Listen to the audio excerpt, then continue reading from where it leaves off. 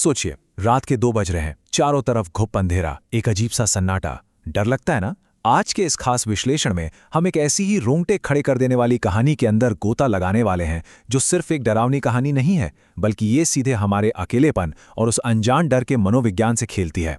इस कहानी के एक बेहद सुनसान और खौफनाक रास्ते की तरह ही इसका मुख्य किरदार अर्जुन एक ऐसे सफर पर निकलता है जो सोचने पर मजबूर कर देता है कि रात के उस घने अंधेरे में असल में क्या छिपा होता है। आज हम इसी खौफनाक सफर के हर एक पहलू को गहराई से समझेंगे, तो बस अपनी सांसें थाम लीजिए, क्योंकि ये सफर बहुत ही गहरा और रोमांचक होने वाला है।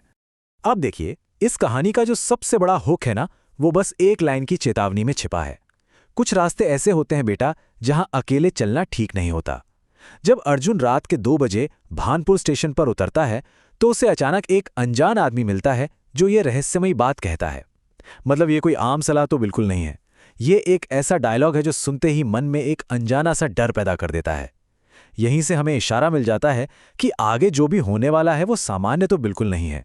जरा इस टाइमलाइन पर गौर करते हैं कि कैसे वक्त के साथ ये डर धीरे धीरे बढ़ता है। रात 1:45 पर ट्रेन की रफ्तार धीमी होती है। ठीक 2 बजे अर्जुन एक ऐसे प्लेटफॉर्म पर खड़ा है जहां परिंदा भी पर न मारे, एकदम सुनसान। और 2:15 पर बिना किसी ऑटो या सवारी के वो घने अंधेरे में पैदल ही निकल पड़ता है। ये बहुत ही शानदार तरीके से उस मनोवैज्ञानिक दबाव को दर्शाता है जो अर्जुन इस पल महसूस कर रहा था। हर एक गुजरते मिनट के साथ उसका वो अलगाव, वो आइसोलेशन, और इसी घुप अंधेरे में उसकी मुलाकात होती है इस अंक से जुड़े एक इंसान से। 65, ये उस अजीब से आदमी की अंदाज़न उम्र थी जिसने अर्जुन को रास्ता दिखाने की बात कही थी। लाल धोती कुर्ता, लंबी सफ़ेद मूछें, और सबसे डरावनी बात पता है क्या थी? उसकी आंखें, जो उस घने अंधेरे में भी अजीब तरीके से चमक रही थी। ये कोई आम बुजुर्ग नहीं था। ये एक ऐसी अस्वाभाविक और खौफनाक छवि थी जो किसी के भी रोंगटे खड़े करने के लिए काफ़ी थी, जो अचानक उस अंधेरे से निकलकर अर्जुन के सामने आ खड़ी हुई थी। अब यहाँ पे कहानी एक बहुत ही डार्क मोड़ लेती है।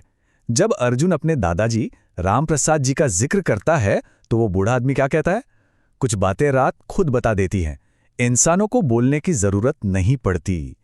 बाप रे, ये बात बहुत ही गहरी है। ये सिर्फ सस्पेंस नहीं बढ़ा रही, बल्कि एक सीधा इशारा है कि अर्जुन के दादाजी का कोई बहुत ही काला और खौफनाक अतीत रहा है। ये वो पल है जहां हमें पता चलता है कि डर सिर्फ बाहर के उस जंगल में नहीं है, बल्कि उस परिवार के इतिहास में भी कहीं दफन है। खैर, अर्जुन आगे बढ़ता है और रास्ते में एक ऐसी जगह आती है जिसका वहां होना ही लॉजिक के खिलाफ लगता है। सुनसान जंगल, रात के 2 बजे के बाद का समय, और वहां एक टिन की छत वाली चाय की दुकान। एक टिमटिमाती लालटेन की पीली रोशनी में एक बूढ़ी औरत मिट्टी के कुल्हड़ से चाय पी रही है, और पास ही एक आदमी बिना पलक झपकाए बिल्कुल शांत बैठा बस अर्जुन को घूर रहा है। ये पूरा सीन ही एकदम अननेचुरल और अजीब लगता है। और अगर आपको लग रहा है कि माहौल इससे ज्यादा तनावपूर्ण नहीं हो सकता, तो चाय वाले का ये खौफनाक जवाब सुनिए। जब अर्जुन पूछता है कि इतनी रात गए यहाँ कौन आता है, तो वो कहता है, यहाँ वो लोग आते हैं जो रास्ता भटक जाते हैं, और वो जिन्हें रात खुद बुलाती है। सच कहूं तो इस एक डायलॉग की गहराई और इसके पीछे का रहस्य उस अनजाने डर को एकदम चरम सीमा पर पहुंचा देता है। ऐसा लगता है जैसे वो चाय वाला और वो दुकान इस दुनिया का हिस्सा ही नहीं है। और फिर अचानक से वो सन्नाटा टूटता है। चाय वाले की डरावनी बातों के तुरंत बाद हवा को चीरते हुए एक तेज आवाज गूंजती है। अंधेरे जंगल के बीचों बीच किसी औरत के फूट फूट कर रोने की आवाज। ये एकदम से होने वाला वो जंप स्केयर मूवमेंट था जो अर्जुन को अंदर तक हिलाकर रख देता है। उसे समझ आ जाता है कि अब वो यहां एक पल भी और रुका तो शायद जिंदा ना बचे। वहां से भागने से ठीक पहले उसे कुछ बेहद डरावने नियम बताए जाते हैं। सीधे चलते जाना, भूलकर भी पीछे मुड़कर मत देखना, और पीछे से जो भी आवाजें आएं उन्हें पूरी तरह अनदेखा करना। इमेजिन कीजिए एक सुनसान रास्ता, आपके पीछे किसी के चलने का एहसास, कानों में गूंजती वो रोने की आवाज और आपकी तेज धड़कन। अर्जुन की वो हताश भाग दौड़ बस अपनी जान बचाने की एक जद्दोजहद थी, जहां वो बिना पीछे देखे बस अंधाधुंध भाग रहा है। अब यहां इस कहानी के 2 अलग अलग तरह के डरों को कंपेयर करना बहुत दिलचस्प है। एक तरफ वो आधी रात का रास्ता था, जहां एक सुपरनैचुरल डर था, फुसफुसाती हवाएं थीं और वो अजीबो-गरीब अजनबी थे। और दूसरी तरफ है अगली शाम, जहां अर्जुन अपने बचपन के दोस्त मुकेश के बड़े से पुश्तैनी घर जाता है। यहाँ का डर बिल्कुल अलग है। यहाँ एकदम घोटू सन्नाटा है। एक ऐसा मनोवैज्ञानिक तनाव है जो पुरानी लकड़ियों और दीवारों के बीच कैद है। कहानी बाहर के उस खुले जंगल के खौफ से निकलकर अब एक बंद कमरे की घुटन में बदल चुकी है। लेकिन हाँ, मुकेश के घर जाने से पहले जो हुआ उसे हम मिस नहीं कर सकते।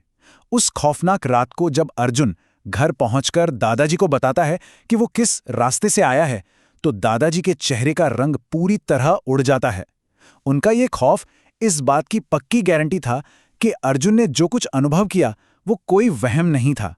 उस रास्ते पर सूरज ढलने के बाद कोई कदम नहीं रखता। दादाजी की वो सिहरन हमें बताती है कि वो खतरा बिल्कुल असली था। चलिए अब कहानी में थोड़ा आगे बढ़ते हैं। अगली शाम होती है और अर्जुन अपने पुराने दोस्त मुकेश से मिलने उसके पुश्तैनी घर पहुंचता है। एक विशाल 2 मंजिला मकान, लेकिन अंदर से एकदम खाली और डरावना। मुकेश का परिवार गांव गया हुआ है। इतने सालों बाद 2 दोस्तों का मिलना खुशी का मौका होना चाहिए था, लेकिन उस बड़े से घर का वो अजीब सा सन्नाटा कुछ और ही दास्तां बयां कर रहा था। और ठीक यहीं पर हम इस कहानी के सबसे अहम और सबसे डरावने कॉन्सेप्ट से टकराते हैं, आइसोलेशन यानी अकेलापन। जब इंसान दुनिया से कटकर बिल्कुल अलग थलग पड़ जाता है ना, तो वो डर के लिए सबसे बड़ा उत्प्रेरक बन जाता है। जब मुकेश अर्जुन को उस पुराने कमरे में अकेला छोड़कर पानी लेने जाता है, तो वो भारी सन्नाटा अर्जुन को अंदर ही अंदर खाने लगता है। ये हमारी मानवीय मनोविज्ञान है कि जब हम बिल्कुल अकेले होते हैं तो हमारा दिमाग हमारे सबसे बुरे ख्यालों को सच मानने लगता है। और तभी वो खौफनाक चीज दोबारा होती है। जंगल में जिस औरत के रोने की आवाज अर्जुन ने सुनी थी, बिल्कुल वही आवाज अब मुकेश के घर की खिड़की के बाहर गूंजने लगती है। यहीं पर एक बहुत ही भयानक सच का एहसास होता है। वो शैतानी ताकत सिर्फ उस रास्ते तक सीमित नहीं थी, वो अर्जुन के पीछे पीछे इस घर तक आ चुकी थी। जो खतरा अब तक बाहर जंगल में था, वो अब दरवाजे तक पहुंच चुका था। सांसें अटक रही होती हैं। घबराहट और बेचैनी के बीच अर्जुन का ध्यान एक बंद दरवाजे पर जाता है। धूल से सना वो दरवाजा खुलता है। अंदर एक खुफिया कमरा है जो मुकेश की बनाई पेंटिंग से भरा पड़ा है। अचानक अर्जुन की नज़र दीवार पर टंगी 3 तस्वीरों पर पड़ती है और अगले ही पल उस कमरे में एक दिल दहला देने वाली चीख गूंज उठती है। ये वो सीक्वेंस है जो कहानी के सबसे बड़े रहस्य से पर्दा उठाता है और टेंशन को एकदम पीक पर ले जाता है। उस तीसरी तस्वीर में जो भी था, उसने अर्जुन के होश इस कदर उड़ा दिए कि वो बिना कुछ सोचे, बिना मुकेश को पीछे मुड़कर देखे, बस उस घर से भाग खड़ा हुआ। एक बेतहाशा दौड़, अंधेरी गलियों में पत्थरों से टकराते हुए, गिरते पड़ते। उसकी धड़कनें इतनी तेज थी मानो सीने को फाड़कर बाहर आ जाएंगी। वो भागता हुआ सीधा अपने दादाजी के पास पहुंचता है। उसकी हालत एकदम खराब हो चुकी थी और चेहरा सफेद पड़ गया था।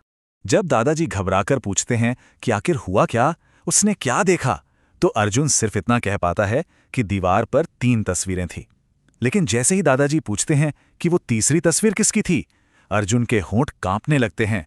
उसकी आवाज गले में ही अटक जाती है और अंत में कहानी ठीक इसी सबसे बड़े सवाल पर खत्म हो जाती है। आखिर उस तीसरी तस्वीर में था क्या? क्या वो खुद अर्जुन की तस्वीर थी, उस खौफनाक चाय वाले की, या फिर कुछ ऐसा जो उस डरावनी रात के पूरे सच को ही पलट देता है? ये कहानी हमें इसी भयानक सस्पेंस के साथ छोड़ देती है। ये सोचने पर मजबूर करती है कि कुछ सच ऐसे होते हैं जिन्हें शब्दों में बयां करना सच में नामुमकिन होता है। आज के इस खौफनाक सफर और विश्लेषण में हमारे साथ जुड़ने के लिए बहुत बहुत शुक्रिया। उम्मीद है ये चर्चा आपको सोचने पर मजबूर जरूर करेगी।